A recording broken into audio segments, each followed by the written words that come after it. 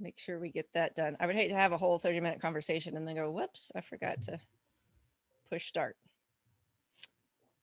All right, so I'm just going to start with a brief intro and then we'll turn it over to you. Welcome back to the Resilient Life Hacks podcast. I'm your host, Elizabeth Myers, and today I have our guest, Josh Kelley, with me. He's a traditionally published author of the book Radically Normal. He's a former pastor, a bartender, a Bible studies professor, a novelist, writing coach, an editor, and a ghostwriter. So you are a busy guy. So thank you for being on the show today. It's a pleasure to Thank have you. you. Yeah, absolutely. Yeah, it's not all those things at the same time. Yeah, right. It's been quite a story, and I know, speaking of, resilience, something that has been for me a theme in my life is for most of my life, feeling like I just never was hitting it, like always feeling like I was mediocre, but yet believing that God's called something else for me. And now looking back, I have a much better sense of like how much ADHD pulled into that. It's a strange thing to find out at like age, oh shoot, it was around 40 that I had ADHD. I spent all my life coping with it in my own ways. But that to say, assistant pastor at a large church, and I did okay, but just I could tell that I was always frustrating them. Even if they were wonderful people, they loved me. I learned so much. Then I went to be the lead pastor of my own church, and man, I tried my darndest. And I did some things right. We created an amazing community. I was a pretty decent preacher, but aside from that, I'm a lousy counselor. My idea of counseling is, read a chapter of Proverbs and call me in the morning. Stop being stupid. I mean, Yeah. that's, uh, horrible at administration and all these things. And at one point, we started to hit some struggles, and I had to actually remove my best friend from leadership in my church. And that sucked. I mean, there's no two Yeah. ways about it. There was, Yeah. how you have these moments. I know from your own story, I won't compare what I went through with a miscarriage, but something in me died that day. Something that I'd say still hasn't recovered. Sometimes we die. Sometimes Yeah. something dies. So from there, not long after that, I started to write my book, Radically Normal, and it's a message I believe believed in. I love it. I think it's a well-written book, and my publisher, my editor, thought that it has some great potential. Around that same time, I let someone come into the church I thought to help me, but actually is trying to take over. Long story short, we ended up having to shut down the church. It dwindled down to the place where it was no longer sustainable, and rather than running into the ground, we gave it Yeah. a good burial. There's actually not the most recent Christianity Day, but a little while back, I think it's the February issue, had this great article about churches and dying and how we don't do that very well. All that to say, closed that church. My church closed the same time that my book came out, and so I was sure God's opening this massive door. I'm going to now. It's going to be my editor said, no one's heard of you, so it may not do well, but there is that chance that you'll just get that breakout. You'll hit it, and that's why I was sure that's what God was doing, and that's not what he was doing. We we sold our house because and we just drove around the country for 8 months because why not? Yeah. It's one of those things everyone talks about doing. I mean, you have done that through via the Air Force, Yeah. but we drove around the country for 8 months, came back from that, and I knew I didn't want to be a pastor still. There's some jobs that you can do just to earn a living, and that's perfectly okay. Lots of jobs you can just punch the clock and that's fine. Being a pastor isn't one of them, Right. Right. and so I just don't want to be a pastor anymore. So I decided to become a bartender.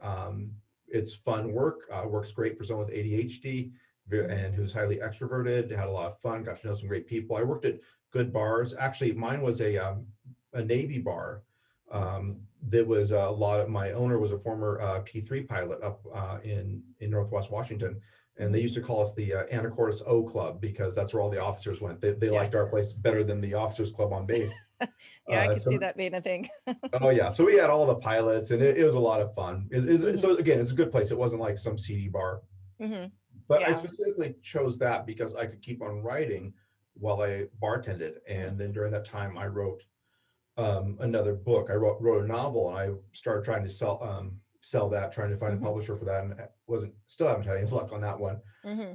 But then March, almost exactly like a year and 2 weeks ago, I think it was March 10th, we got the news that our governor was shutting down all bars and all restaurants, Yep. thanks to COVID. And that following day, that Monday, was one of the worst days of my life. I'd never been out of work, unless I chose to be, like, because I'm Mm-hmm. going to another job or something. Yeah. Never been laid off. And, I thought that I found my identity and who I was as a child of God, Mm-hmm. until I didn't have my job. Mm. And I was wrecked. That Yeah. week was bad. But God really used that time to deal with a lot of stuff in my own heart, to see myself as a child of God, and to also understand how much of my ADHD and the shame I felt as a child of never feeling like I was able to do what I was supposed to do, because I couldn't. My brain wasn't capable of doing just a lot of the normal stuff, and I just kind of packed that away. And so God did a lot of really important work in my life with that, and also some really important some really important stuff in my marriage as well. Mm-hmm. Uh, and so that kind of that's happening. God's doing that, and at the same time, I ended up ghostwriting a chapter for a company, and to find out I'm actually really good at writing in someone else's voice.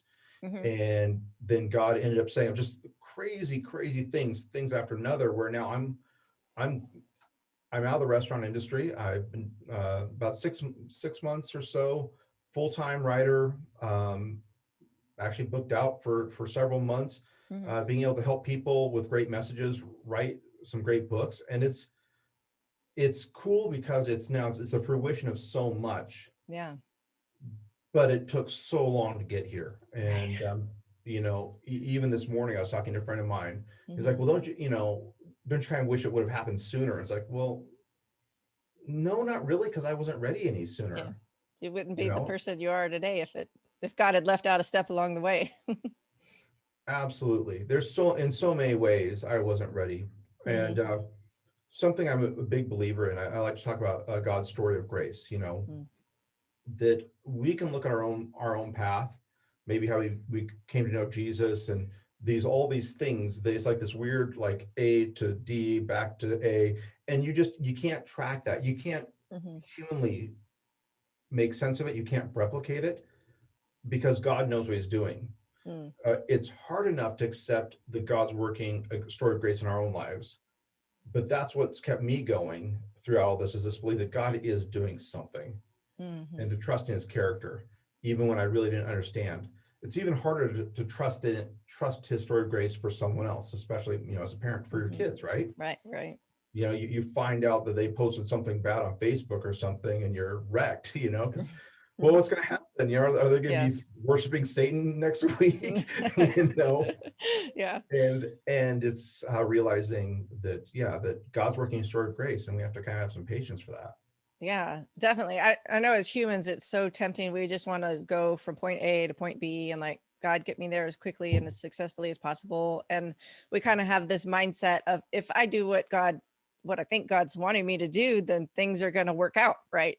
That's really what I struggled with in my own life, is like, I thought I was obeying what you wanted me to do. How can this have turned out so bad? Oh, But, wow. Yeah. sometimes those are just learning opportunities, then, that He's using, not to get us from point A to point B, as far as progression in life, but, like we talked about, to cultivate who we are as a human Right. and how we interact with Him and interact with people around us, so that we're ready for the next thing that He has for us to do. Absolutely. And there's still things I look back and I say, I don't understand. Like that guy who I led into the leadership in the church. I really Mm-hmm. thought that I was doing what God called me to do. I was actually getting ready to I was like on the cusp of saying, go fly a kite to the guy, Mm. and just really felt through a couple different things, like, no, God is telling me to bring him on. And I still don't have the answer for that. And that Yeah. was 7-8 years ago. Mm-hmm. And so I don't know, but yet underlying that is this knowledge that God is good, and He's Yeah. taking me somewhere, even when I can't understand it. Right. Exactly. That's so hard when you don't understand. One thing that's always encouraged me when I'm in that kind of situation is the story about the disciples, and Jesus told them, get in the boat and go across, and Mm, I'll join you later. And then Yeah. there's a big storm and Jesus comes walking across the water and all that kind of stuff. And the whole reason they were in that storm where they thought they were going to die is because they had obeyed what Jesus told them to do. They went Yeah. where he said to go in the boat Yeah. he told them to get into. And there was a storm anyway, but he, walks on the waves out to them. And so that there's lots of times, man, when I'm in the boat and it's storming and I'm like, but I did what you said, I think, Yeah. did Oh, I that's a did good I point. hear wrong? Why is this storm coming up? But just to know that that's okay. God works that way sometimes. Mhm. Sometimes he calms the wave and sometimes he calms us while the Right. waves are going on. So, Yeah. but yeah, that is so hard when you're trying so hard to do what God wants you to do and you just can't figure out which way's up sometimes. And something one of my clients said, one of the earlier books I wrote, is she was talking about that same passage, and she pointed out Jesus had already told them how the story would end, or that part of it. I will see Mm, you on the other side. yep. So, and I just never quite thought of it that way. Uh-huh. I don't blame them for being freaked out. I mean, Yeah. I've seen the kind of boats they were in those days. And I actually happened to Yep. be on the Sea of Galilee when they're having a Mhm. storm that actually ended up washing out a road down by Masada. Oh, It's wow. like, yeah, I would not want to be in the equivalent of an oversized canoe in this, it just, Mhm. Mhm. I get that. But yet Jesus has said, I'm going to see you on the other side. Mm. And sometimes that's what we have to cling to. Yeah. Yeah. Just not understanding how, but understand or trusting that he will. Right. It's interesting, when I first heard the little snippets of your story, I assumed it was the other way. I assumed you were a bartender first and then became a pastor. That's funny. Yeah. Oh gosh. And we, depending on which part of the nation you're in, or kind of, or which denomination, I understand a lot of Christians think other Christians don't drink, and you know what? I'm Mhm. not gonna. I could write articles on it. I Mhm. came to this place myself where I've done the biblical study. I've looked up every place in the Greek and the Hebrew that uses the word Mhm. wine, and da, da, da. I don't need to make Mhm. that point here. Yeah. The point is, just it was funny. I remember one of my first times when I just started bartending, and I was working at this place, and someone from my first church came in, and they saw me, and they looked a little concerned. And I saw her eye dart to my ring finger to make sure I was still wearing a ring, Yeah. because that was her Like, assumption. yeah. What happened? Yeah, exactly.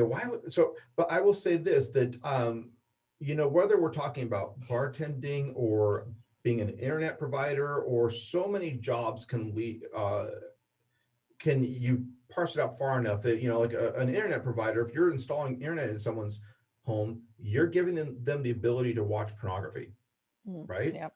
Mhm. And so it's very difficult for us, to use the expression living in Babylon, that we're Christians exiled out of our home, and sometimes we have to make some tough choices. It's something actually in my book that I talk about, is how do you know when a job is, when you can do a job in good conscience. And I wrote that Mhm. book long before I was, Mm, even was thinking about yeah. being a bartender. Yeah. But I there are imagine ways. there would be a lot of good ministry opportunities, I would think. And I mean, if you're chatting with Some people and are you allowed to do that kind of thing I know in some workplaces you're not really allowed to talk about Jesus, but Well, I wasn't given any sort of, like, do or don't do this. It's just you be wise. And yeah. there were a few, but the whole image of the person crying in their beer is again, with the beer place I was at, it wasn't that common. Every Yeah. once in a while, I had these opportunities, and it's so much of it. And again, this comes back to the thing, that God's story of grace. Hmm. At any given point, I may not. My job isn't to get them from hearing the gospel for the first time to, Hmm. saying the sinner's prayer. I have some peace. And with my coworkers, every time Hmm. I drove up to my job, I would pray, Father, I pray that I be a blessing, that I glorify and honor you, that I be a blessing to the owner, to the manager, to my coworkers, and to my customers. And that was my prayer literally every day when I came in. And Hmm.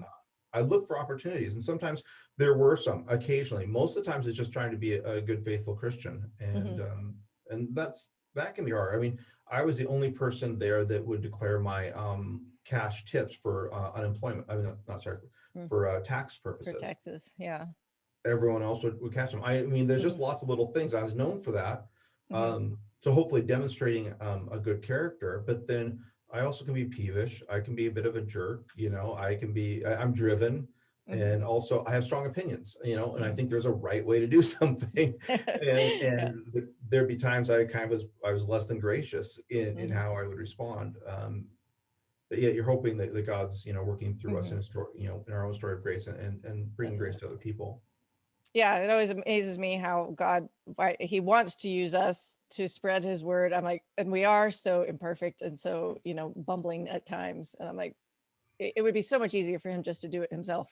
But he includes us because he loves us. But Yeah. I'd like to go backtrack a little bit. You mentioned the ADD thing. Yeah. How was that? You said, later in life, you discovered that this was a thing and you had struggled with it your whole life, coping other ways. So was that like a bit of a relief when you discovered that's what it was and you could now name it and Mhm. deal with that? Or how did that feel? For me, it was a relief. It's like, oh, so that's why I am the way I am, Mm-hmm. and there's some medicine for that. For Mm-hmm. my wife, it was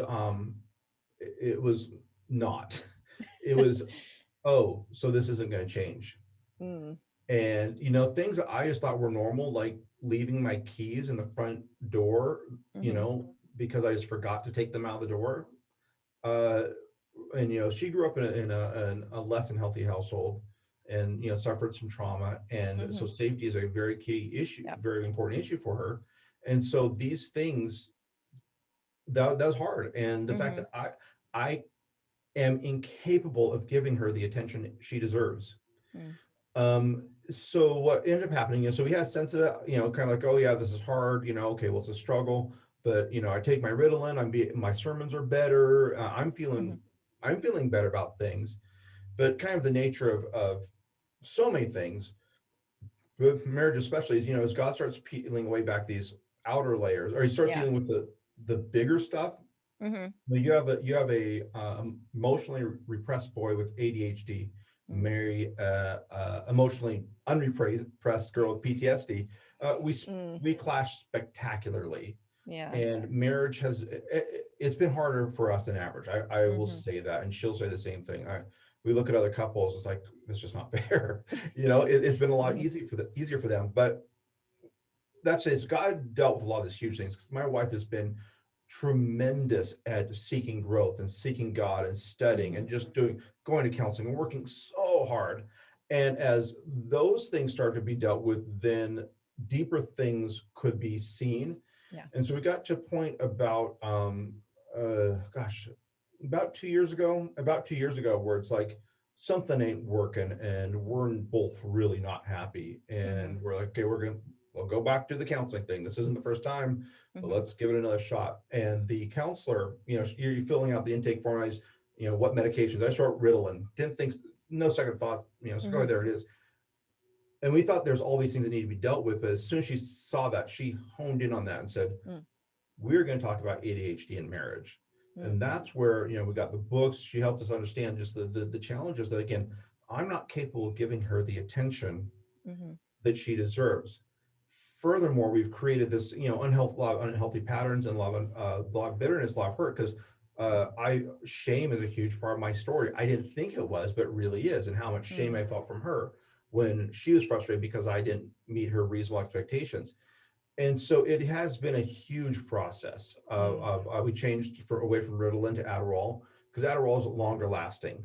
Yeah. I thought that it was basically I was taking medicine for me and for work. Now I realize that I'm taking it for her and for our relationship, so I can Mm-hmm. pay better attention to her. Mm-hmm. Um, it's been a challenge. There's no two ways, and we were definitely growing. And there's, after 20, coming up in 22 years, you can do a lot of damage in 22 years. It's something I didn't understand back as a kid, is that two people who really love Jesus can still really hurt each other. Mm-hmm. And it's been this huge, again, ongoing challenge where we're both fighters. And if it weren't for that, we wouldn't have survived. Yeah. But Yeah. God's done amazing stuff. Yeah, definitely. And I love the dedication and determination you guys have of, okay, this is a little rocky. We'll go back, to counseling and get some more help again. And because we all so my take on like mental health and things like that, we really need to remove the stigma of that. I've been to a Christian counselor, and it's Yeah. really helped me overcome and deal with some things in ways that other people and other methods could not, Right. touch that area of things that were going on. But my thing is, it should just be like going to the dentist. We should just all Mhm. go to counseling. I'll go to marital counseling, I'll go to single counseling. It should just be sort of a maintenance thing. We don't have enough Christian counselors that are certified Right. to handle that load. But that's my vision one day, is that, there's no stigma going to the dentist and saying, hey, my teeth are No. dirty, I need to get them clean. We Yeah. our hearts and our minds get gunked up with stuff in the world, and we need to kind of flesh that out sometimes. And definitely prayer and Bible and all that is great. But there's, some specialized training that counselors have that is very valuable. Right. And, sometimes we're applying the Bible to the wrong thing. Hmm. It's like we're dealing with a surface issue, but there's other stuff going on. And, and I agree. It's something. I was actually one of my recent clients. They foster adopted these twins who suffered both from fetal alcohol syndrome, but also reactive attachment disorder or something. I can't remember exactly. It's RAD, I think, is the initials, but basically because they weren't touched or cared for at these certain ages, they literally lacked the pathways to create normal relationships. Mm. And something they share with me is how difficult it's been, because Christians just don't want to even talk to them within their own denomination. Yeah. They would offer to help, like to do sessions on these sort of things, and a lot of Christians just wouldn't even call them back, because when we get into things about mental health, I think what a lot of, we struggle theologically, because it's like, well, number one, why would God let those sort of things happen?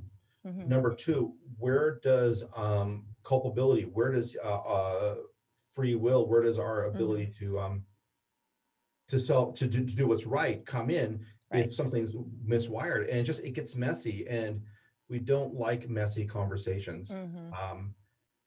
I really hope, as I said to them, that Rick Warren's son committing suicide is a tragedy, but that seemed to just break it open a little bit better. And I agree with you. I would love for the stigma to be removed. And then I think hopefully, as more Christians start seeing Christian counselors, hopefully we'll have more qualified Christian counselors who've actually been trained, instead of just, anyways, yeah. Yeah. You got me on soapbox. Yeah. No, I agree. For years, I tried to handle my depression by just trying to pray it away Yeah. and just pleading with God that would be enough. And certainly he can heal things in a moment if that's his will. But and this is just a hypothesis, I don't know what God's thinking, but I wonder if maybe he didn't heal it instantaneously, because he has these things he wanted me to walk through, and these ways that he wanted me to grow that I wouldn't have been able to do if he just snapped his fingers and made it all go away. Yeah. I'm a stronger person now. My faith is stronger. I'm a more compassionate person. There's just so many areas in my life where there's just growth, because he didn't snap his fingers and make me better instantaneously. There was a part of the work that he wanted me to do too. And so I think he was kind of waiting for me to get off my butt and participate as well, instead of just wanting him to wash it all down the drain. Yeah. And also part of it is to that multitude of counselors, the community, bringing other people in, that a lot of times we're reluctant to bring people in from the outside. We want to do it all ourselves. And that's very much of a American, highly independent, not wanting the biblical model is interdependence, where we need each other, we work together, and we don't like that.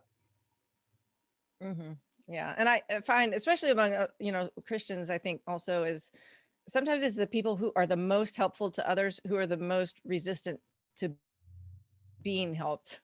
Sure. Sometimes. And it's like, no, you help us all the time. I want to help you with this. No. I don't. And I'm like, no, really, it's great. But I heard or read or it's about, when we deny one the ability, or, we turn off that help from them, then we're not allowing them to have the blessing of being a helper to others. We're taking that away from them. And I agree. I think God wants us to be interdependent with each other. Right. And that's something. So tell us more about ghostwriting for people, maybe. So ghostwriting, it's one of those things I always kind of, when you hear about ghostwriters, like, oh, just go write your own book. It seemed like a little bit of a cheat, but I have so changed my mind on that. Here's the reality is I've spent 15 years honing my writing ability, studying it. I've read more books about writing than you can imagine. And I've learned, gone to conferences, and I've worked really hard. I can't tell you how many drafts I wrote of my books. And so I've spent 15 years working on this. Now you have someone else, like one of my clients was a missionary and turned businesswoman, and she had lots and lots of experience and life experience, both in ministry and also in business. And she spent all of her time developing that. So why should she have to spend 15 years writing when I already have that time? So it becomes a teamwork. I have the Mm. writing skills, you have the Yeah. story, you have the wisdom. Let's work together. And so a good ghostwriting is a partnership. It comes to like, so with this woman, she had great teaching points. She just had these bullet points with some great Hmm. stuff, but she wasn't a storyteller. And she kind of actually, I had to like interview her and draw the story. And these Draw the stories story just, out. yeah, like, wait, hang on a second, repeat that. What did you just say? It's just, that's, and she's like, yeah, blah, blah, blah, blah. Well, okay, let's stop. And so I could go and pull these things out of her and then take it and then write it in her it's her story, but Hmm. I'm learning to mimic her Right. voice. So one Right. of the things that happened in that time that took to get here was by writing a novel, I had to be able to write in different characters' voices. I had to know how Leah sounded when she talked. I need to know how her mom sounded when she talked, how Davy sounded, Hmm. all these. So almost literally could hear them talking in my head. Well, that was a skill that allowed me to do the same thing when I'm writing for someone. So when I'm writing for this one client, I repeat something, I write something, repeat it back. I can hear her saying it. No, not Hmm. quite. Okay, use this word instead. Now I'm writing for a different author, and it's the same sort of thing. And so it just becomes this thing of, again, I'm helping pull stories out of people, writing it in a way that they wish they could. It's still their material, but again, it's cooperative. Hmm. And then furthermore, I coach people, help them through the writing process. Sometimes it's just a couple of meetings. Sometimes like the couple who foster adopted, I just did a developmental edit of their book. I went through everything they wrote and helped organize it much better, just because I have a sense of Hmm. how to organize things. And so my personal mission is to bring more God honoring, life changing books into the marketplace. Hmm. I don't care if my name's on it or not. I realize that's a Hmm. talent I have, or a thing is I don't care about the credit. And it's straight. I mean, I'm not saying that I have humility because I'm proud in a lot of other ways, but it just, that's something that, if I may want to get collaboration credit for the sake of getting my name out there so that I can build a business. But in terms of my own ego, I don't care. Hmm. Um, Hmm. so that it basically gives me this opportunity to help people again bring more God honoring, life changing books into the marketplace. And so that's what I do with my website. Kind of my tagline is, "You have a book in you, I'll help you find it." That's really Hmm. what I try to do, Yeah. and it's a blast. Oh yeah. Sometimes when you've been slogging through life for a long time, you finally find what God's called you to. Hmm. It's a lot of fun. I'm not gonna Hmm. lie. I'm really enjoying Yeah. myself. It's hard Yeah. work, but That's great. There's so many people that I meet and I'm like, oh wow, that your story would make such a great book. Or, now that I've written a book, I see the benefit of that. And yeah, no, I'm not a writer. I'm like, well, there's other ways that you can get, you don't have to be a writer. And they blow me off. They won't even listen to it. But now I can just send them to you. absolutely. Yep. Yeah. And so, yeah, welcome to that. People come check out my website. It's my name, Josh Kelley, JoshKelley.inc, like the stuff you write with. You can also find out more about my book, Radically Normal there. Yeah, I love Yeah. that cover image. That's very cool. Yeah. I think so as Harvest House that did it. And I think they did a great job. Yeah. And I'll just say, just this book, I had a blast writing it, but the message of it is something I still so deeply believe in. And that is, I grew up in a good Christian household. And you have this sense that if you weren't like a missionary to China, or you weren't a pastor, you couldn't be a fully devoted follower of Jesus. You would always be like a second class Christian unless you're actually in active ministry. And grew up listening to Keith Green and all that. And all those, like, Keith Green meant well, but I think he really and others like him really got people thinking that if you're not in the ministry, you can't be a wholehearted follower of Christ. Mm. And so that's really was my message is, the subtitles, you don't have to live crazy to follow Jesus. Trying to find this way of everyday life, whether it's as a bartender, a Mhm. stay-at-home mom, an Air Force pilot, whatever it is, that you're being able to honor God in that place. Or a used car salesman. Mm. If a used car Yeah. salesman doesn't think that you can honor God at his job, well, guess what? He's going to start acting in ways that are dishonoring to God. But if he Mm. believes that he can be a used car salesman to the glory of God, then he's going to act in a way that mimics that follows that. And then for me Mhm. also, so much of the story was how much you have all these destructive sins that we try and push Christians away from. Like growing up in youth group, you have this whole mindset that's like, the way they describe it, there's like this path of life that you're walking along, and there's this cliff of destructive sins. Mm-hmm. You don't sleep with your girlfriend, you don't drink, you don't listen to bad music, and you watch the videos about how bad secular rock is and all that. Mm-hmm. And we try to keep the kids from going over that cliff. And I listen to the message. I stay as far away from that cliff as possible. The thing that no one told me was that there's also a cliff on the other side of the path, and that's the cliff of self-righteousness. Yep. So whereas I had, the destructive sins wasn't even really a temptation. Mm-hmm. Self-righteousness, yeah, that's I cannonball off of that.